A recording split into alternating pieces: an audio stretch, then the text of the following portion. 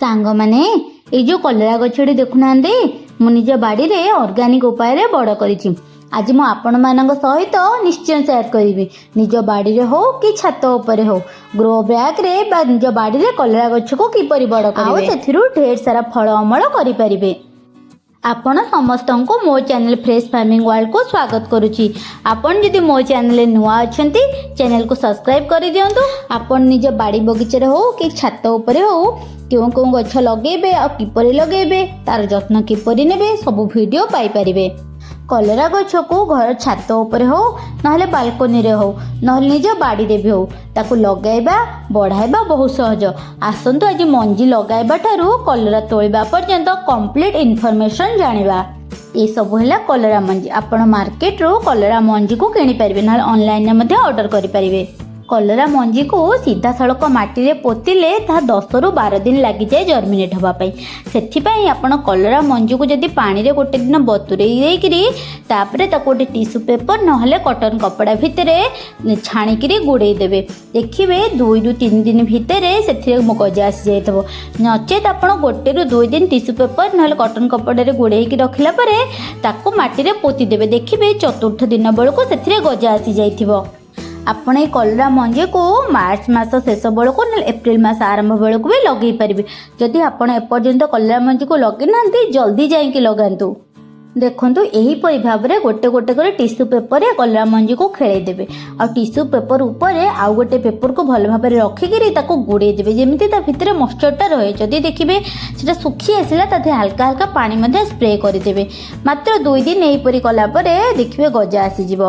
मानक पाखे tissue paper नहीं से माने कॉटन कपड़ा रे मध्य गुड़े पारे। आउ गोटे उपाय करि पारिबे जोटा कि वीडियो देखेनी कहि दउची सुनंतु। ए टिश्यू पेपर बा कपड़ा रे गुड़े सारा पर तक माटी भितर जदि पोति देबे ताहले मन सेतिर गजा आसी जिवो। नचे एही परि भाव रे ताकू बांधी सारा पर ताकू गोटे को जगह ओहोळे देबे आ थिरे पानी टिके टिके स्प्रे करबे। देखंतु 2 दिन भितर भेंडी मंजी और कलरा मंजी को म एकाडी बांधीली। भेंडी मंजी रे गजा आसी जाय कि कलरा मंजी आसीना आ गोटे दिन रहबो कलरा मंजी रे गजा आसी जिवो। जेतु भेंडी मंजीटा बड़ बड़ गजा हो जाइथिला सेथिपाई मो कलरा मंजी को भी एकाथरे काढ़ी देली। एबे डायरेक्ट ने को माटी रे पोता हबो। माटी रे पोतिला बेले गोटे जिंस लक्ष्य रखिबे माटी भीतर को 1 इंच ही पोतिबे अधिका गभीर को पोतिबेनी नले मंजी फाटिकी गजा बाहरिया को समय लागिबो। गोटे मंजी पाखरु आ गोटे मंजीर दूरता आपण जदि गोटे चाखिंडे रखि पाइबे ताहले भलो। नचेत 5 रु 6 आंगुली रखंतु। आ जदि ग्रो बैग रे पोतुचंती गोटे ग्रो बैग भितरे माने 18 बाय 18 जो ग्रो बैग रहिला सेथिरे आपण 3 रु 4 गछ लगाई पारिबे। आउ जेतबेले गछ लगाइबा को ग्रो बैग प्रस्तुत करिवे सेथिरे 30% माटी 40% बाली और 50% खत निश्चय देबे। मंजी पोतिबार 2 दिन भितर देखिए से छोट छोट बीज पत्र आसी जाइथिबो। ये है 4 दिन पर फोटो देखंतु गछ को टाइप बढ़ी जाइतिला। आ एटा देखुचंदी एटा है 10 रु 12 दिन पर कलरा गछ को परि भाव रे माडी जाइछि। देखंतु 10 रु 12 दिन पर गछ तेरे बढ़िबो एही समय गछ मूल रे गोबर खत निश्चय देबे जहाँ फल गछ को उपयुक्त पोषक तत्व मिल जिवो। आ सेथिरे अधिक परिमाण स्टेम आसीजिवो। आ जेते अधिक स्टेम आसीबो सेते अधिक फूल फल रहबो। आ आपण ढेर सारा अमल पाई परिबे। कलरा गछ जेहेतु गोटे लता गछ से गछ माड़िबा पई तले हो किंबा छात ऊपर हो ताकू भारार आवश्यकता रही। जदि आपण छात ऊपर लगेइछन्ती बा बालकोनी रे लगेइछन्ती ताकू नेट साहाय्य ऊपर को मड़ेई पारिबे। आ जदि तले रखिछन्ती जदि आपणक पाखरे बाउंस अछि बा बाउंस पोतिबार सुविधा अछि एही परि बाउंस पोतिकी ताकू भाड़ी करि पारिबे। आ जदि बाउंस नाही ताहले आपण सूता साहाय्य रे क्रॉस करिकरी ताकू मड़ेई पारिबे। आपण कलरा गछ को जिते अधिका माड़िबा को स्पेस देबे से सेते अधिका आपण को अमल देबो। सेठिपे नेट साहाय्य हो किंबा कोनोसी पे भारा बांधी हो ताको ऊपर को बढ़ाइबा को चेष्टा करिवे। जेहेतु एटा खरा दिन टेम्परेचर सबल पाई हाई रहिबो सेठिपई गछरे पानी आपण अधिक परिमाण देबे। आपणक एरिया रे टेम्परेचर देखिकि नै आपण गछरे पानी देबे। तो 20 रु 25 दिन भितर भाड़ी रे किपरि गछ माड़िबा स्टार्ट कर देछि। आ सेथिरे कुनी कुनी फूल आसी जाइछि। आ केतेक फूल माई फूल आ केतेक अंडीरा फूल मध्ये फुटी सारिछि। आ केतेक माई फूल रो कुनी कुनी कसी मध्ये बाहरी सारिछि। जदि 20 दिन भितर आपण गचर फूल फल आसीनी ताहले आपण गचर 3G कटिंग करेंगे। 3G कटिंग माने आपण जो गचर कांड जो बढ़ुव तार अगरू टिके नागुर काटिदेवे बा ताको पिंचिंग करदेवे। एमती कला फल से जगार डालटी दुई पट को बाहर कांडर जो शाखा कांड दीटा बाहर से अधिका परिमाण माई फूल आसी थाए। कलरा गचर मुख्यतः रोग होता है कांकेणी अटैक। कलरा गछ को जितेबाला टिके बड़ होता है से समय येलो कलर गोटे कांकेणी अच्छे जोटा को पत्र को खाई जाती आ पत्र को जालीदार कर दियंतु।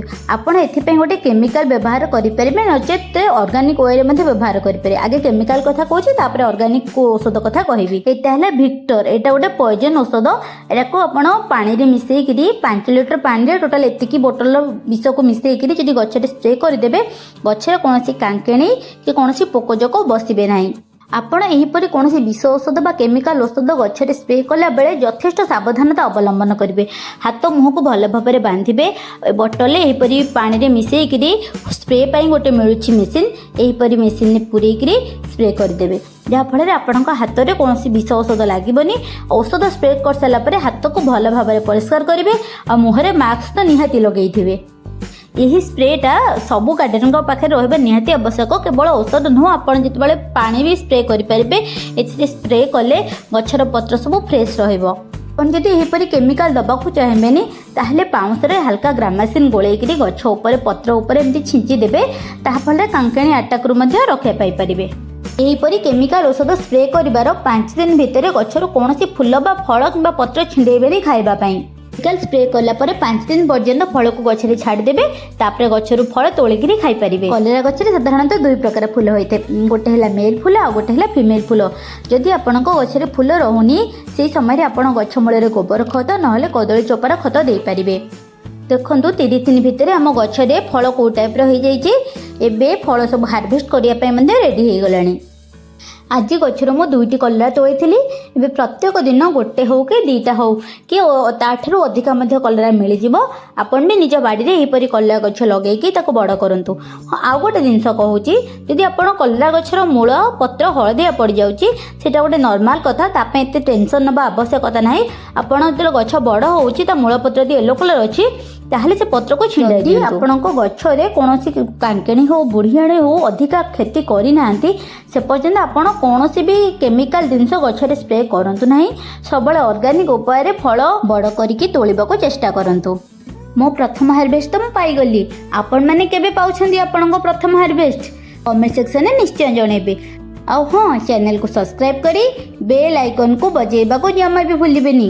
ए वीडियो को शेयर करेंगे जो माने बाड़ी बगीचा रे गछ लगाइबा को पसंद करंती सेमानकु तो निश्चय शेयर करेंगे। रहिली जय जगन्नाथ।